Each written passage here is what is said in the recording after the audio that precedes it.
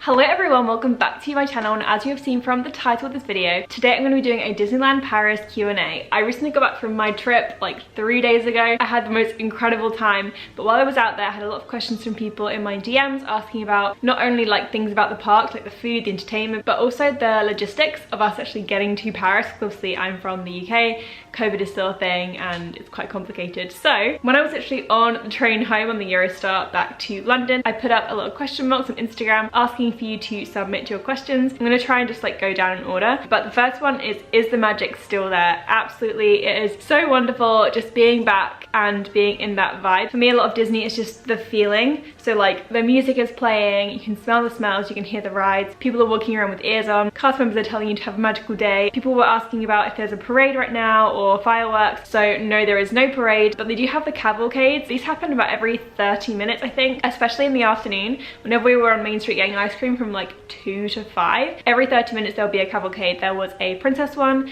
there was then a kind of random friends one that had like Rafiki, Baloo, Stitch, and then there was an Alice in Wonderland one. So they're really cute, we saw it a lot. They also had Mickey and Minnie going around in their car, and then at the start of the day they had Mickey, Minnie, Chip and Dale, Goofy and Pluto on the train station at the front, kind of like welcoming you in, doing a little dance, and then at the end of the day Mickey says goodbye to you and waves you out for like the last hour. So the characters are very present throughout the park. We don't have the one parade, but I kind of prefer the cavalcades to a parade, to be honest, because parades are such a big chunk of your day and it's like you have to set up 30 minutes before. It's very chaotic, they all can pass in 15 minutes, it's very overwhelming, and I just feel like the cavalcades are a great way to like sprinkle the magic in without taking too much time out of your day. Like we were just queuing up for ice cream and then the princesses came down Main Street. It was just perfect. Is everything in French or is it a mix of English and French? It depends on the attraction. So for Star Tours, that was pretty much completely in French. Didn't really know what was going on, but had a great time anyway. Most of the time, they do have the attraction language being in French, but if it's like a longer one, they'll generally have it with French and English as well. For Feel Our Magic, it was crossed between French and English, but you don't really need to like know that to understand. I mean, we all know the Disney stories, so we're just enjoying the vibes anyway. A bunch of people have asked about, do you find paying for fast passes worth it? Disneyland Paris recently introduced a new paid system for fast passes, which is basically like pay to play. There isn't free fast passes anymore. There isn't the Genie Plus system either, which is going to be in Disney World and Disneyland. So basically you pay per attraction. We were not going to do that because people have asked for the queues that long. The longest we waited for anything I think was 35 minutes. I did see queue times going up to like an hour on some things, but you have to be a bit strategic with what you ride and when. So yeah, we weren't going to pay for fast passes. When we looked for things like Crush's Coaster, I think it was something ridiculous like 15 euros for one ride.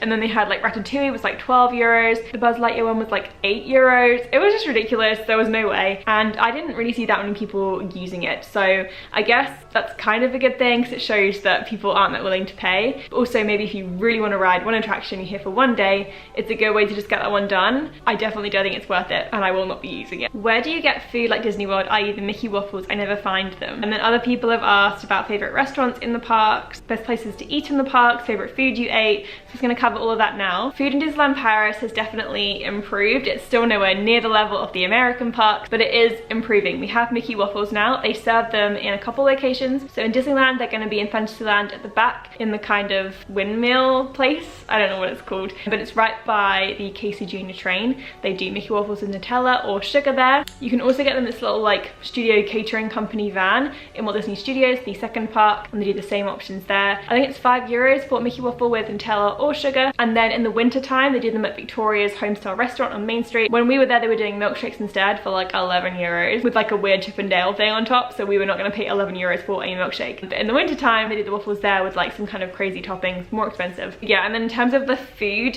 so people have actually asked about best veggie or vegan food.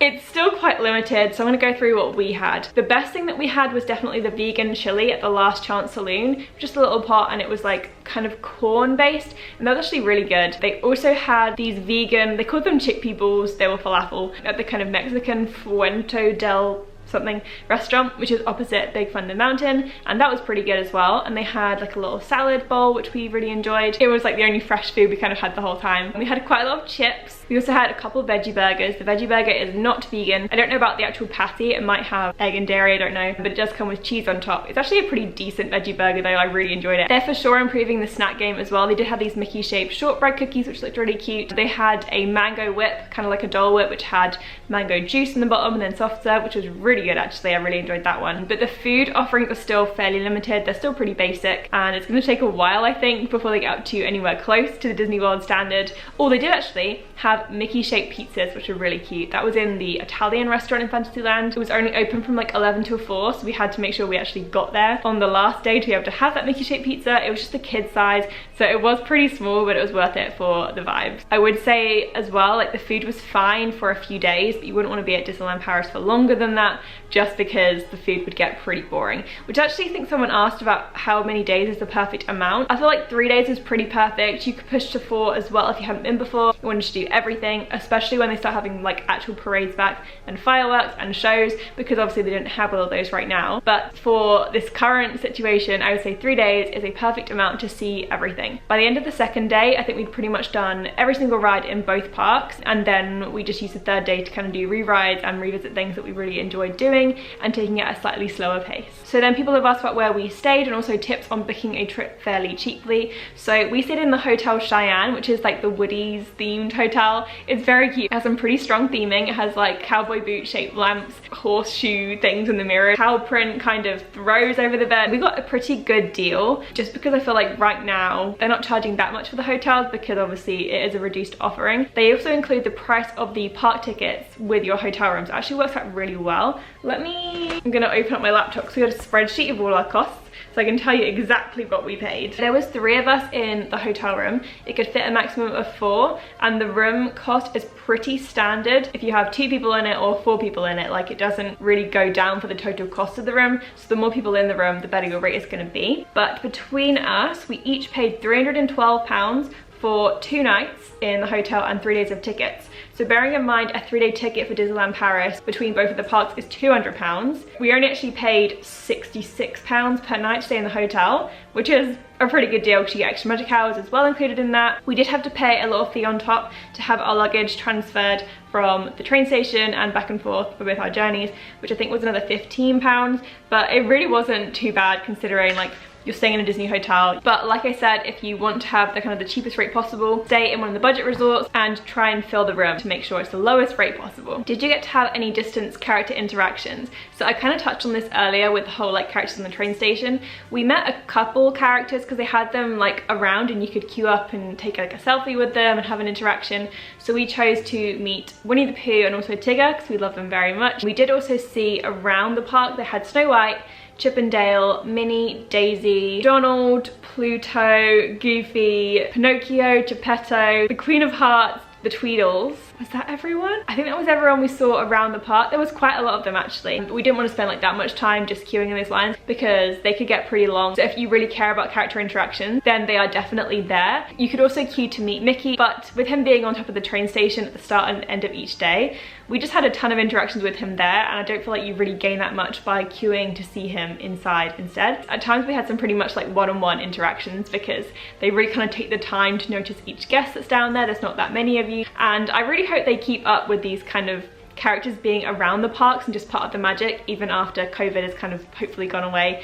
just because I feel like it's better and it's more like how Disneyland was supposed to be, being like part of the magic rather than queuing up for a photo. I don't know, it feels a lot more static. I want my characters to just be around as if they kind of like actually live in Disneyland. How does it compare to Disney World, specifically Magic Kingdom? I would say that Disneyland Paris is actually prettier than Magic Kingdom. It just has this real like whimsical fairy tale feel, which Disney World is more like impressive and really cool, but I don't feel like it has as much of a charm as Disneyland Paris.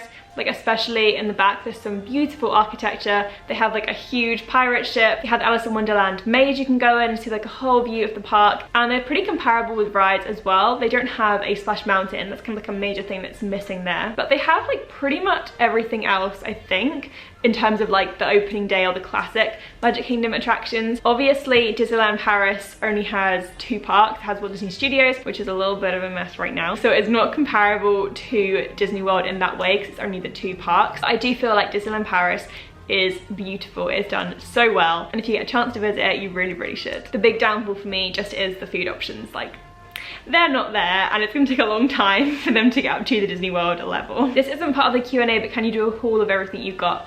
I will do it very quickly because I did not buy a ton. Obviously, you can see I'm wearing my new t-shirt. Me and Lee got these kind of matching. She has a green one, and then Ruth already had it in white. So there's the t-shirt. I love it very much. I got it in a medium to have like a more relaxed fit. I'm wearing it with my biker shorts. Do I?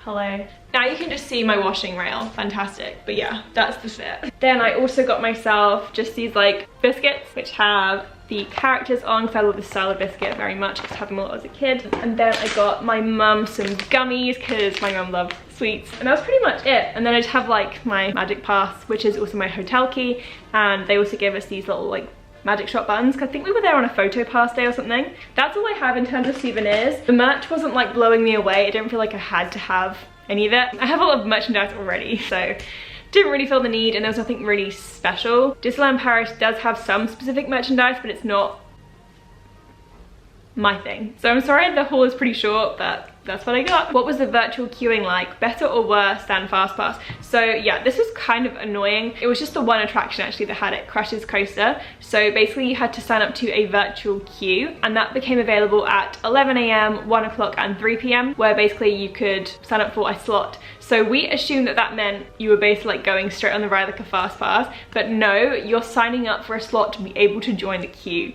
So we had a slot, we rocked up and it said 45 minutes, and we were like, oh, well, we'll bypass that. No, you are signing up to be able to join that queue. And then at 5 o'clock, they opened the queue up completely, so everyone could come in from outside as well, regardless of having a pass. But I don't know if it really worked, because you weren't really queuing. It was like you had to wait to join the queue, and then you queued again.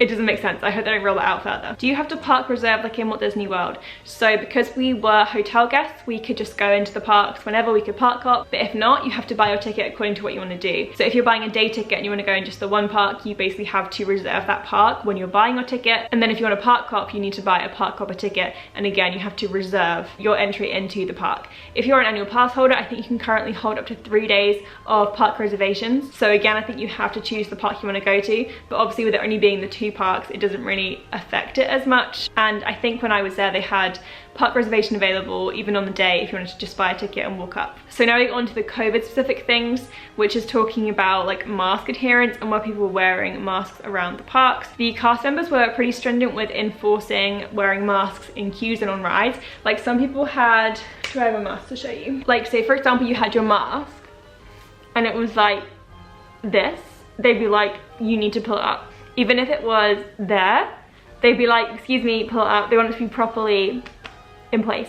So they were doing a very good job with that, and I feel like pretty much everyone was wearing them in queues and on rides and everything. Like people were adhering to it, which comes on to the part about COVID testing. So people basically want to know about the safety protocols to get into the parks and also to get into France. So I'll start with getting into the park. You have to have a pass to be able to get in. So as I am from the UK, we have an NHS pass, which basically shows that we have been vaccinated. So as we were going into Disney Village or into the park entrance, you had to have your little like QR code scanned each time to be able to recognize that you were vaccinated. If you are not vaccinated, you have to go get a test. They had a testing center, I think, at the cinema, and then all the hotels, they would have it as well. And that is valid, I think, for 48 hours, which allows you to go into the parks, and you have a little like QR code as well. Again, in the hotels, you had to get it scanned, and then you were given a little wristband to certify that you were allowed to be there. So it was pretty strict, and there was no way you could just like bypass that. I also didn't see anyone complaining though about having to do that process. I think everyone was happy to be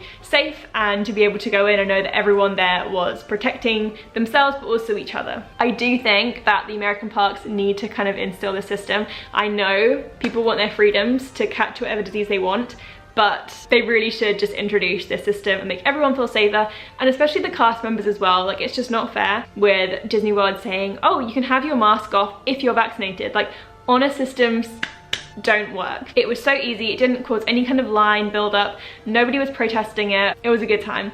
But then we come to actually visiting France as a tourist. So this was the kind of most complicated and most stressful part. To enter France as a UK citizen, if you were double vaccinated, you do not need to isolate. You'd have to show your proof of vaccination when you come into the country, and then you are good to go. However, if you are not double vaccinated, then you have to isolate for a week upon arrival, which obviously we're not going to do. We're there for a holiday. Then coming home is a whole other procedure. So for the UK, you have to do a test to return. I think it's no matter where you're going in the world right now, if you are out of the UK and coming back, you have to do this test. So this is a lateral flow test. So we basically have, I don't know if other countries have these as well. Through the NHS, we have lateral flows available for free, but we had to pay for this one because you have to get a certificate to certify that you are negative. So it looks kind of like this is one I just did the other day, and you basically have to do your own nasal swab. You then put it in some liquid, you squeeze a little dot on this, and then it shows one line, which means you are negative. So we had to do that 72 hours before we were returning to the UK. So it was pretty nerve-wracking actually. Even though we were testing every day, we had our masks, we knew we were negative, it was still like, if this is positive, we have to stay here and isolate for 10 days. There was some pressure on that, but basically you do the test, it was fine, it was negative. We then had to take a photo of the test and our passport and then send that into the test provider we had chosen. We went with C19 testing, and with a discount code that cost £26 for that test. After that, we got a certificate certifying that we were negative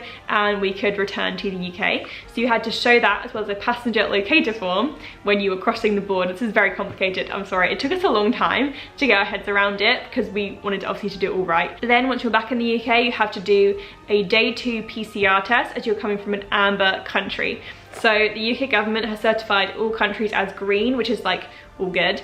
Amber, which means that if you are double vaccinated, you don't have to isolate, but it is kind of like a bit more at risk. And then red is we just don't go there. As it's an amber country, you have to do a day 2 test, which is like a PCR, but it was an at-home one. So again, it was just like a swab. We then had to put it in a little vial and then post it off. So I posted mine yesterday, got my result. Obviously it was negative, which I knew, but again, a nice relief. You have to order that before your trip because you have to get a reference number to put on your locator form to return to the UK. If you have any questions about this actually, you can message me because I feel like I'm not explaining it too well. So the day you arrive back in the UK is day 0, and then you have to do it on day 2 just to certify that you are negative. You don't have to isolate during that time. It seems like a bit of a money-making scheme, but you know, we had to go along with it. So we went with Randox testing for that one, and again had a discount code because I, you know, do that research, and that was £43. To add on to the cost of the trip, it was around £70, which obviously for just me isn't too bad because Eurostar was pretty cheap. I booked that back in February, and it was £80 for a return, which is crazy to France. The whole cost of, like, if you just did Disneyland Paris for 3 days and then had the Eurostar and then the testing as well, would come to around £470, I think. Obviously I then went to stay in actual Paris for a couple nights. We did keep it as cheap as we could, but I feel like until that mandatory testing goes away or becomes cheaper, it's not really realistic for like a whole family to do it because £70 each extra is quite a lot. And also some places are charging absurd amounts. Some places are charging like £100 just for one of those tests. It blows my mind. To end on a slightly lighter question, someone has asked, what was your favorite moment of the trip? I think it just has to be, and this is like a really cliche one, but basically on the first day, it was a bit cloudy in the morning, but then it got to the afternoon and the sun came out and it was blue skies and we were like, let's go get an ice cream. So we went to Main Street, we saw the Princess Cavalcade coming past. We got a little ice cream from the Gibson Girls ice cream parlor, went and sat down, just like heard the music of Main Street, the sun was shining, then the Alice in Wonderland Cavalcade came past and we were just like soaking up the Disney magic, and it was just at the heart of everything. We were surrounded by Disney and it was just a perfect moment, and it was like all my problems just melted away and I was right where I wanted to be in that moment with 2 of my best friends.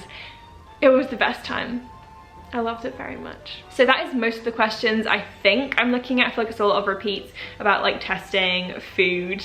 You guys have your priorities straight. But if I haven't answered anything that you really wanted me to answer, just comment it down below and I will reply back to you. If you enjoyed this video or found it helpful, please give it a thumbs up, subscribe for more of my Disneyland Paris vlogs, and also something very special which is coming next month. I'm very excited about it. But yeah, that's all for now and I will see you real soon. Bye!